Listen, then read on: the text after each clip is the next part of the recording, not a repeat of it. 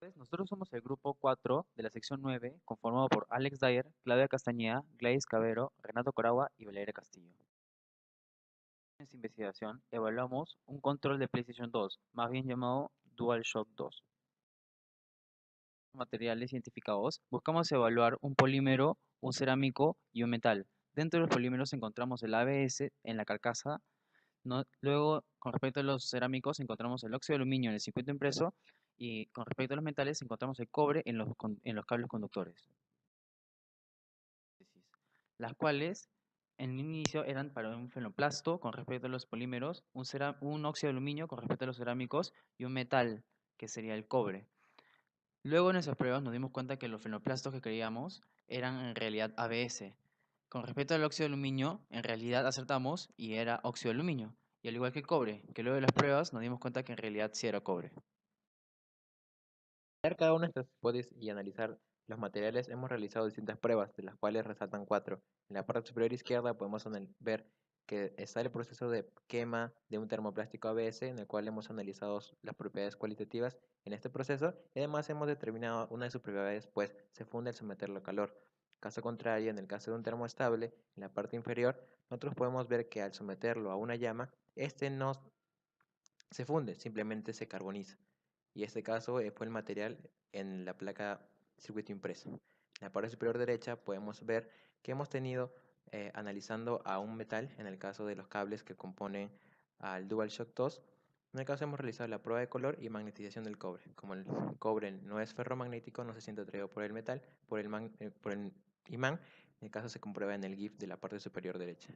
Por último, nosotros tenemos la prueba de dureza del óxido de aluminio, lo cual al trabajar con distintos materiales con escalas de dureza distintas, podemos corroborar la dureza del óxido de aluminio, pues se sabe que un material más duro raya a uno menos duro, y el cual hemos trabajado provocando con distintos materiales y se ha podido corroborar la dureza del óxido de aluminio. Nos dimos cuenta que la mayor parte de los materiales que se habían propuesto fueron correctos. A su vez, encontramos otros componentes adicionales, tales como las fibras de vidrio encontradas en el circuito impreso. A su vez, descubrimos que la mayoría de los materiales que componen el mando y su trascendencia depende de la calidad y costos de estos. Para realizar conclusiones con respecto a los cerámicos, hemos podido determinar que no son conductores, puesto que tienen una conductividad eléctrica de orden de 10 a la menos 8, además para no generar algún tipo de corto al chocar con otros componentes que sí permiten el flujo de electrones. Por último, la dureza fue principal razón para escoger los puestos dan soporte a los circuitos impresos. Polímeros, podemos determinar que no solamente depende de sus propiedades, sino también de la calidad y costo de estos, de modo que el bajo costo es muy clave para la elección del polímero a usar. En este caso, en el mando tenemos la parte exterior, ABS, lo cual le da dureza y resistencia al mando y además facilita que no se deteriore tan fácilmente, lo cual soluciona problemas de durabilidad, presión y resistencia.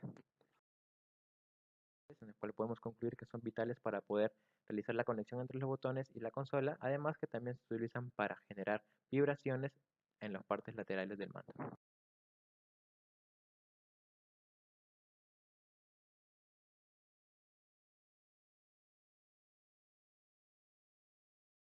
Como futuro ingeniero mecánico, el curso de Ciencias Materiales me ayuda en demasía, pues me quiero dedicar a la rama automotriz y eso es muy importante para la hora de seleccionar los materiales para evitar colisiones, optimizar procesos y mejorar la eficiencia del Como auto. futura ingeniera, saber qué materiales usar es muy importante. La elección de estos influye en la compatibilidad del material con un sistema biológico para que no sea rechazado, por ejemplo, los trasplantes.